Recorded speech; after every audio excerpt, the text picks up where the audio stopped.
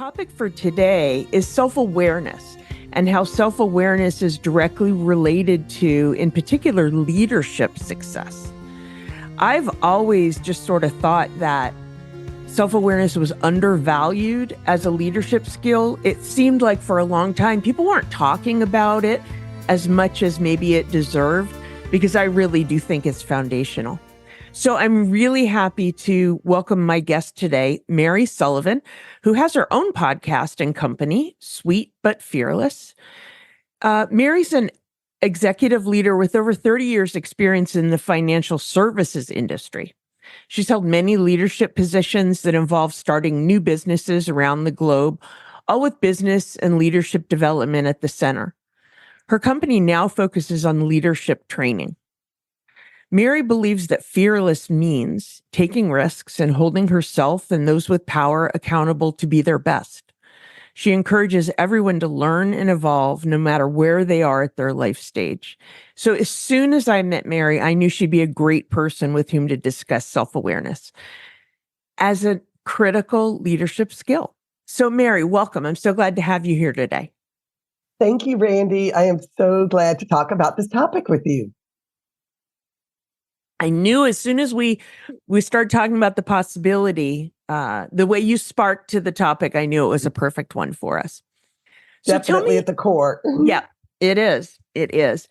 Tell me a little bit about your perspective on why you think self-awareness is such an important, leadership qualification, I'll call it. That's a great way to phrase it. Leadership qualification, because it's not a good to have, it's a must have. And I say that because not only having experienced that in the 30 years you were introducing me having, but also, right, in book learning, street learning, application, everybody becomes aware quickly that self-awareness is a critical skill. And we know that because at the root of all of our failures or at the root of our struggles, usually you could trace it back to, oh, I wasn't aware, right? That usually starts with that comment. I didn't know.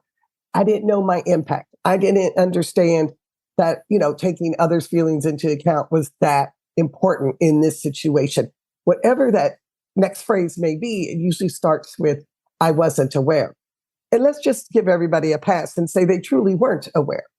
A lot of times, I believe we aren't because we haven't, again, brought it back to the skill set of self-awareness, meaning, do I really understand my own strengths, my own interests, my own actions and behaviors, and then therefore the causes that has on interactions? Let me give you an example.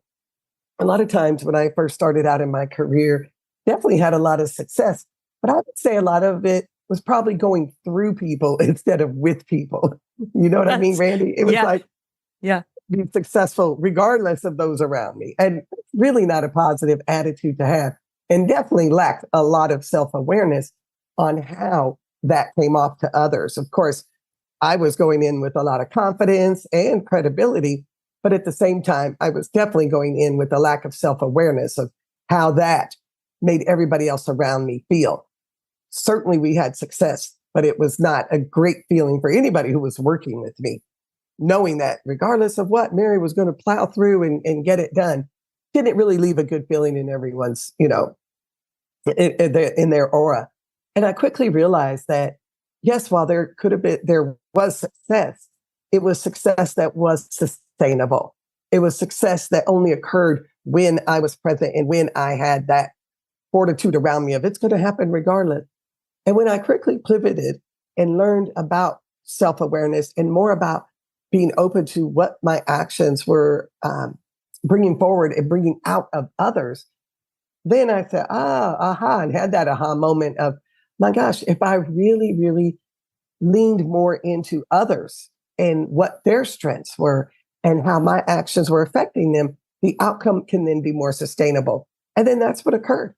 It became more about, we're going to do it together. I'm leaving no one behind, right? We're all going together, side by side, or even you guys in front, me pushing you forward. Then the results were more sustainable. So for me, it had to demonstrate that it was also a financial benefit, right? Because As a single mother, I was very concerned with my pay. I was concerned with having success so I could, provide for my family. But at the same time, I realized that can occur simultaneously with benefiting others through self-awareness. So that was my aha moment. And then it just kept going forward like a snowball, right? Over and over again, seeing that sustainability. Yeah. It's really interesting. You've said a lot there in terms of your own experience and your ahas, what the cost was before you got there, but then also what was the benefit to you personally in terms of your success and your financial success of sort of making that leap. I appreciate your sharing that. Something that occurs to me about self-awareness, and this is kind of it's almost like it gets twisted on itself. Like true self-awareness is our own reflection or understanding of ourselves meeting that others have, right? Because there's no it's not like a scientific principle. You can't look up the formula. There's no definition of this is self-awareness and this is accurate. So it's almost like in the eye of the beholder. So that kind of leads me to, how do you know if you have it? Like if our thesis is that that self-awareness is an important leadership qualification, you must have it. How do you know if you have it? Okay, Randi, excellent question.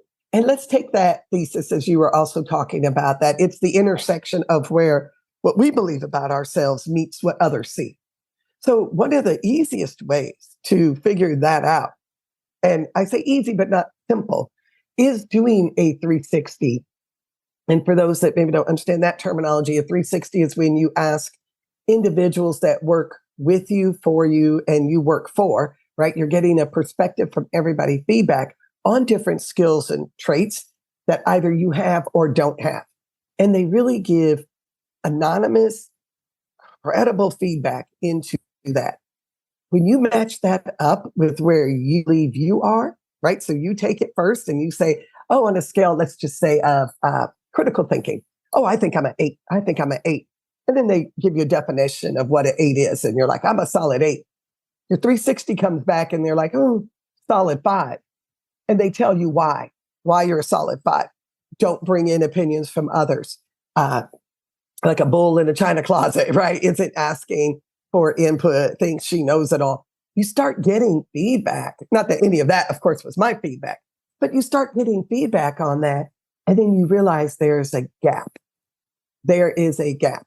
I feel, Randi, that that's the easiest way to get that kind of information, is asking others in an anonymous environment how they feel about interacting with you, and also then match that up to how you feel and see if you are, within reason, aligned or not. And then the next step, Randi, is, well, what are you going to do about it? Right? Where you can't always make a change for every single piece. You have to decide, start creating an action plan. But being open to that feedback is the first step in really having good self-awareness. And people will say that. They'll say, well, at least she's aware of it. Especially you go into a meeting, right? And you're like, okay. And then you start with whatever it is. I'm not really good at XYZ, but I'm really counting on you, my team, to help me with that. Help me see my blind spots and we can move forward together. People appreciate you being honest about your shortcomings or areas of opportunity. They then give you high marks for having self-awareness of that. Yeah, I think I really like the fact that you brought up this, the importance of getting feedback from others, asking the questions. 360 feedback processes, I've seen them used so well. If the person's open, like sometimes it's a corporate initiative that sort of gets pushed down, or other times it's someone that initiates it themselves, or it's a one-off. But you have to be willing to hear the answer. And I've worked with a lot of leaders who have brought me in. I've gotten this 360 feedback. Can you help me sort of know what to do about it? Exactly. Because I think there's a couple of steps to this. And you mentioned that, yes, a leader who's aware of this, but I have seen leaders who will say things like, yeah, I'm aware that I can drive people too hard. I'm aware that sometimes I don't listen. I can leave, people in the dust or whatever. That's great. That's really important that you're aware of it. But then you kind of have a responsibility to do something about it if you want to be the leader you say you are. So there's two big steps to this. Oh, Randy, isn't it so disappointing when you give feedback to someone and they nod and they smile and they say, thank you so much. And then nothing is affected. No change is ever made. Not even a little bit. Not even a baby step forward in attempting to apply that feedback to their day-to-day behavior. That can be very disheartening for any team. So if you are a leader out there listening to this, please know if you ask for the feedback, be ready to take action. Be ready to make a change. Yeah. Otherwise, it's really a hollow gesture. One of the situations that I've encountered with folks who have gotten this feedback and are trying to figure out how to incorporate it is the feeling that, like in the example, that someone's a really hard driver and can roll over people. Well, those may be the behaviors that have made them successful to this point. And so how do you then sort of take that feedback and assess, should I change? Should I adapt? Or is this something that's been a strength that I should continue to lean on? What do you think about that? Well, Randy, they do say, the consultants, pundits do say that, our strengths, right, the very other, antithesis of that can also be our opportunities, if not leveraged correctly. And I believe, and I have exercised that in my life, and I think that's very, very valid. So let's say, using that one, that you are results driven and you're a go-getter and you accomplish things and, you achieve high marks. Okay. It's really not the result that everyone is bothered by. It's the how. So you start thinking through, how am I doing that? Is there another way that I can accomplish the same goal that has, again, a better interaction with my team, is more uplifting, more positive along the journey, right? What can I do? So let's say you have those results and you're implementing them and you're moving forward. Well, you start getting feedback along the way. Okay. Hey, I'm trying this new process. How's this going? You also want to make sure with your boss that you're not losing sight of the results. Because a lot of times, and I think that's what you were also addressing, Randy, is that you have your boss over here saying, get those results. And then you have your team over here saying, we want more empathy. We want more inclusion, and you're sitting there going, how do I please everybody? How do I please everybody? Well, one of the ways, I don't believe in pleasing everybody. I go back to the mission, right? What's the mission statement, right? Am I being true to that? Let's keep that at the core. But I do start getting that input from everyone. Okay, I've made a change. How are you feeling? Is this moving forward? I'm not going to get exact, oh my gosh, this is great. We love you now, or we will to follow you to the ends of the earth, wherever you're leading us.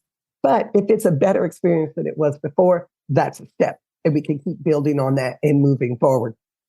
I don't always think it's a complete overhaul of who you are. You can't leave yourself out, right? You have to also be true to who you are, but you can make changes. We are, human beings, we can make behavioral changes, but it doesn't have to be these huge ones. I think that's sometimes what we think. We get this feedback and we center in on, oh my gosh, I can't do that. That's not who I am. Just start breaking it down. Break it down a little bit. Could you do this? Could you do that? Could you take a little step? Yes, I can. Well, let's do that. Let's get some success. Then I think also everyone else starts to see that you don't have to change 100%, that even just a little bit was good enough for them. Yeah, that's a great point. And another thing that I see in a lot of leaders, like, they solicit this feedback. They really try and take it in. They really want to, the first step, build the awareness, but the second step, really do something about it so they can be as effective as possible. And it's okay to be a bit open about that with your team. So look, given that culture is not just what we say, it's what they say as they see us do. Right. If you said to your team, look, I'm working on this or that, they know because you probably asked their feedback. Here are the things that I'm working on. And I may continue to ask for some feedback from you. Not only are you then getting the feedback on that process, but you're showing some humility, and there are things you Exactly. can work Mm-hmm. on, you are Mm-hmm. aware of it, you want to, and you're providing the right kind of example for them to not only give you courageous feedback sometimes, but pattern that behavior for themselves and with their own teams. And Randi, you can specifically ask them, what will this look like to you? So if someone said, gosh, we really need you to pull back, it feels like you're driving us really hard a lot. We know results are important, but it just feels like you're maybe even micromanaging, right? You're just constantly reinforcing getting these results. I've often said, okay, what would it look like? Who do you admire? Give me some help of those that you see achieving results, but doing it in a manner in which that motivates you, right? That doesn't demotivate you. Tell me about that. And when you really get them describing what it looks like to be successful, you start creating that culture of success and that culture of collaboration, as it's not manager employee, it's leaders to leaders. That's great. I really appreciate the way you keep bringing in the results to this conversation, because it's so important. We're not developing, or highlighting the importance of self-awareness and talking about, building those skills and whatever for the sake of doing it. We're doing Or it being because, liked. Yeah. yeah, to be liked. No, I mean, that's a nice to have. It's really about strong leadership drives better results. And so I think it's really important that you keep bringing us back to that. That is why we're doing this.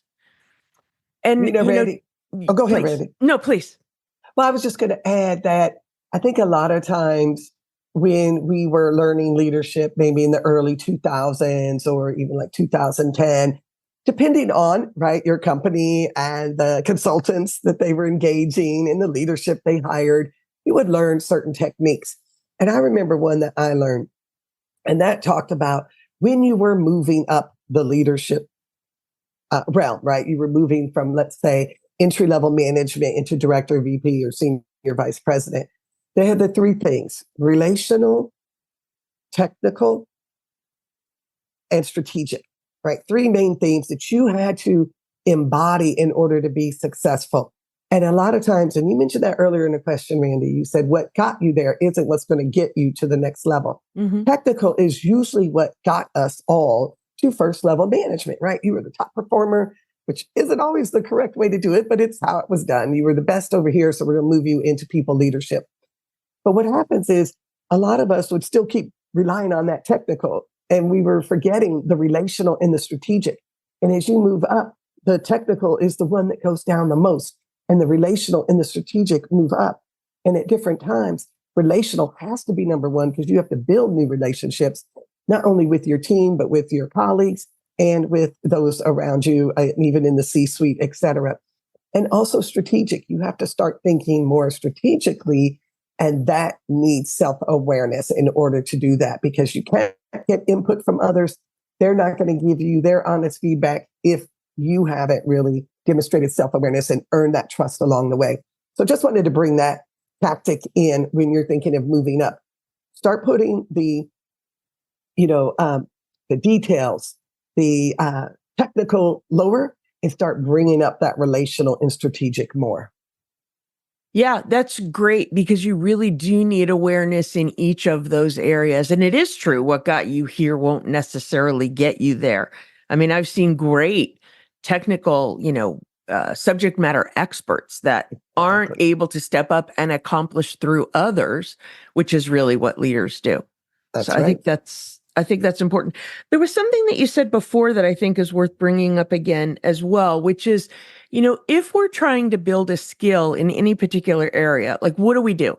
We do searches on what's been written out there. We buy books, we take courses, we do those things. But something you said is really at the heart of this, which is find an example of the right behavior that you can pattern yourself after.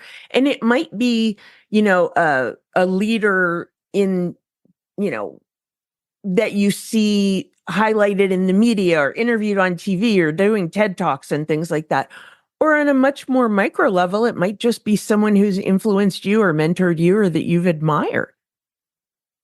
Randi, I think it's critical to, as you were saying, anytime you have a skill, you definitely approach it with a methodical manner, I believe. You can't just say, okay, I'm going to work on that and hope that you have a circumstance in which you can demonstrate it.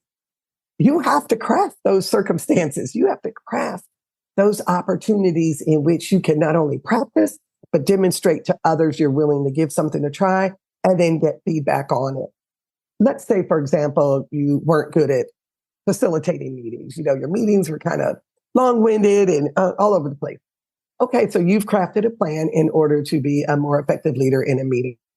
So you've done the reflect on what it is, what are the skills needed. You've done research, you've maybe observed a few others who people said, well, so-and-so's meetings are great. I always leave with actionable plans and I know exactly what to do with clarity. Okay, so I'm going to go to a couple of those meetings and observe those. Like you said, I'm going to maybe read a couple articles, some blogs, listen to a few podcasts on it. I'm going to do my research. And then I'm going to rebuild it. I'm going to practice that skill. And I'm going to let them know, okay, today, I hope you feel a little different because I'm trying something new. And I really want you to observe X, Y, and Z. Tell them what you're really working on. And then afterward, get that feedback on it. And you're not just looking for kudos of, oh, yes, Mary, you did a great job. No, I really want, if I did, yes, I want to hear it. But I also want to hear what specifically did you like about it? How did that feel? Was I authentic or did it feel like I was trying to be someone else, right? Because I also need to be me. I need to bring myself to the workplace. Those are things, Randi, that I've learned when you are learning a new skill to actually create the plan, based on facts, based on evidence and research, give it a try. And then we call it that 360 feedback loop, continuously getting feedback as you're, creating a new process improvement. Think of yourself as a process. Right? You're a process and you need process improvement and you need feedback all along the way. That's great. And that direct, asking for feedback and making sure it's specific and what you can do with it is really important. I think maybe another thing people can do is, I mentioned find that behavior out there, catch somebody doing something right and pattern yourself after it.